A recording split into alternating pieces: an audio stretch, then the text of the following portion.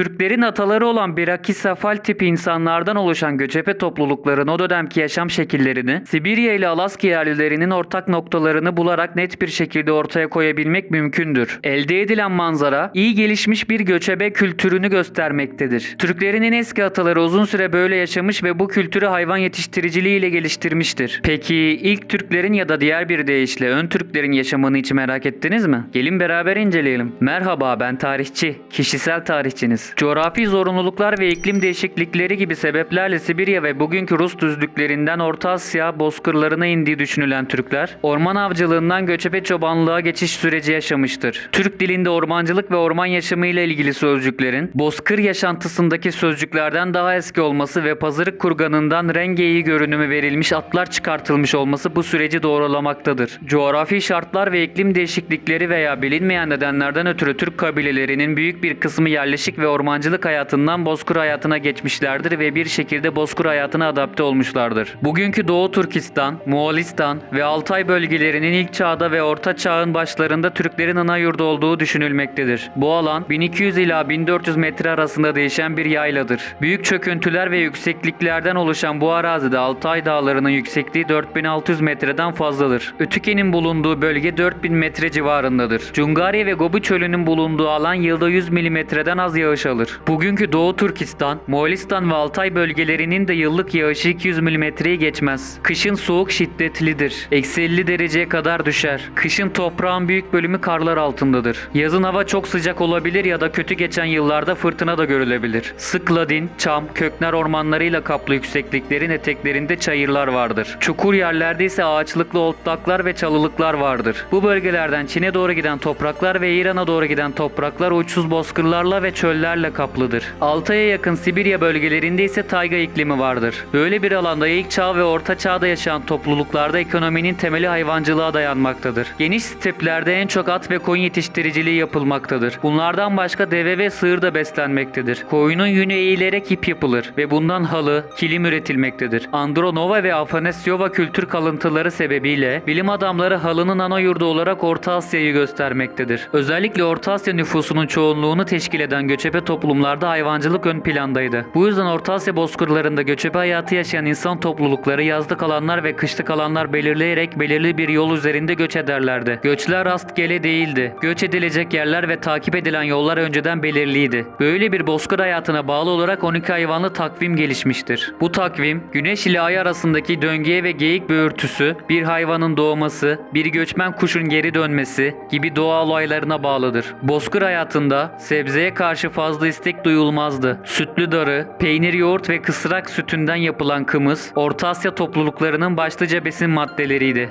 At ve koyun etini saklama ihtiyacı, ilkel konserveciliğin gelişmesine yol açmıştır. Göçebe topluluklarda yoncanın ve darının oldukça önemi vardı. Herhangi bir vesileyle ya da mevsimsel olarak yapılan yolculuklar, iki örgüçlü deve olarak adlandırılan soğuğa dayalı develer, arabalar ya da kızaklarla yapılırdı. Kızaklardan yazıtlarda söz edilmiş olup oyma resimlerle de tasvir edilmiştir. Develer daha çok ticarette kullanılıyordu. Yaylak ve kışlak arasında göçlerde hayvan koşulan arabalar yeğleniyordu. Bu taşıt araçları bozkır hayatında rakipsiz hüküm sürüyordu. Bu arabalar öküzler ve daha da seyrek olarak develerle çekiliyordu. Pazarık kurganında bir mezarda bulunduğu gibi bu arabanın boyutları oldukça büyük idi. Eldeki bir örnekten anlaşıldığına göre yüksekliği 3 metre, genişliği 3,35 metre, tekerleklerin çapı ise 2,15 metreydi. Çin kayıtlarında olduğu gibi yüzlercesi aynı zamanda düz bir çizgi halinde ağır ağır ilerler durumundaydı. Hun döneminde ailelerin taşınması için iki tekerlekli, Çinlilerin Trailo ya da Tingling dediği arabalar da kullanılmaktaydı. Tam anlamıyla birer göçebe arabası olan bu arabalar, içinde ev tanrılarının taht kurduğu, kadınların yün eğirdikleri, dikiş diktikleri gerçek birer konuttu. Bu arabaların kullanılması keçe çadırdan yararlanılmasını ortadan kaldırmamıştır ya da ikame edilen bir gereç değildi. Göçün sonunda toprağa keçe çadırları kurulurdu. Devlet erkanı için dikdörtgen ya da kare tabanlı çadırlar ve halk arasında yuvarlak çadırlar kullanılıyordu. Bu çadırlara yurt yurt denilirdi. Yurt bugün Türkçe'de ülke, konaklama yeri, kişinin üzerine evini inşa ettiği toprak parçası anlamına gelmektedir. Birbirine yan yana bağlanmış keçe kaplı, esnek odunlardan yapılan yurtlar, yuvarlak tabanlı ve büyük bir çan şeklindeydi. Üst ucunda bir duman deliği vardı. Çadırın ortasındaki ocağın üstüne açılan ve aşağıdan kapatılabilen bu delik, çadırın ana eksenini oluşturmaktaydı. Çadırlarda kapı güneşin doğduğu yere saygı nedeniyle doğuya açılırdı. Eski Türkler tarafından kesin şekilde uygulanan bu kural, 10. yüzyıla doğru güneşin geçtiği en yüksekteki nokta göz önüne alınarak güneye açılacak şekilde yapılmaya başlanmıştır. Evin yönleri 4 ana renkle adlandırılırdı. Ak, kara, sarı, kızıl. Çadıra girişte kapı girişine basmak ve oturmak kata ruhlarının giremeyeceği inancıyla yasaktı. Yerleşik olmayan halk yurt ya da otağı adı verilen çadırlarda kalırdı. Yerleşik halk ise kerpiç ve ahşap malzemeden yapılma evlerde kalıyordu. Bozkır hayatında hayvan yetiştiriciliği temel uğraştı. Orta Asya düzlükleri ve çayırları hayvan yetiştirmek için uygun şartları sunmuştu. Devletlerin başkentleri için at ve deve yetiştiriciliğinin en uygun yapıldığı yer olan Orhun Vadisi tercih edilirdi. Orta Asya bozkırlarında at yetiştiriciliği yaygın bir faaliyet haline gelmiştir. Ama çöllerde, ormanlık bölgelerde, tarım bölgelerinde, Sibirya'da, Çin'de, Avrupa'da, ırmak vadilerinde, Mısır'da at yetiştiriciliği imkansızdı. Çünkü yerleşik ülkelerin hiçbirinin büyük sürüleri beslemeye yetecek kadar otlağı yoktu. Bu nedenle Türkler yerleşmektense buralara konaklamayı tercih edeceklerdir. Atlı gücün varlığı ve bekası bozkırlardı. Çin kayıtlarına göre Asya Hunlarının sürülerindeki hayvan sayısı normal zamanda kişi başına 15 ila 25 büyükbaş hayvan arasında değişiyordu. Bu sayı yokluk yıllarında en yoksul boylarda kişi başına 2'den aza düşer, refah döneminde en zengin boylarda kişi başına yaklaşık 300'e çıkardı. M.Ö. 127 Çin kayıtları. Asya Hunlarının sayısı 1,5 milyon olduğu tahmin edildiğine göre 30 milyon hayvan bulunuyordu ve bunların 4 milyon kadarı attı. Bu sayı bolluk dönemlerinde 12 milyon ata çıkmaktaydı. Milattan sonra 46 tarihi kayıtları. Bu rakamlar göçebelerin savaşa en az kişi başına 3 at götürdükleri ve bunun oranla her zaman yorgun olmayan binekleri sahip olmak olanağı sağladığı yolundaki görüşleri doğrular niteliktedir. 1 milyon at 300 bin kişilik ordu için yeterli olmanın yanında aşırı bir sayıdır. 1 milyon atı beslemek Çin ve Hindistan'da imkansızdır. Macaristan ve tüm Avrupa otlakları 1 milyon at için yetersizdir. Bu nedenle Türkler gittiği her bölgedeki araziyi otlağa çevirmeye çalışmış ve tarımı ikinci plana atmıştır. Çinliler bu kadar atlı güçten korunmak amacıyla akıl dışı fiyatlarla çok sayıda at satın alınarak Orta Asya gücünü kırmaya çalışmıştır. Milattan sonra Çin kayıtları. İleri dönemlerde at yetiştiriciliği sebebiyle Türklerin uygarlık topraklarında Avrupa, Mısır, Irak, İran, Anadolu, Karadeniz'in kuzeyi tutunmaları 200 yılı almıştır. Abone olmayı, bildirimleri açmayı, videoyu beğenmeyi, sosyal medya hesaplarımızı takip etmeyi, bizi paylaşmayı ve Patreon'da bize destek olmayı unutmayın.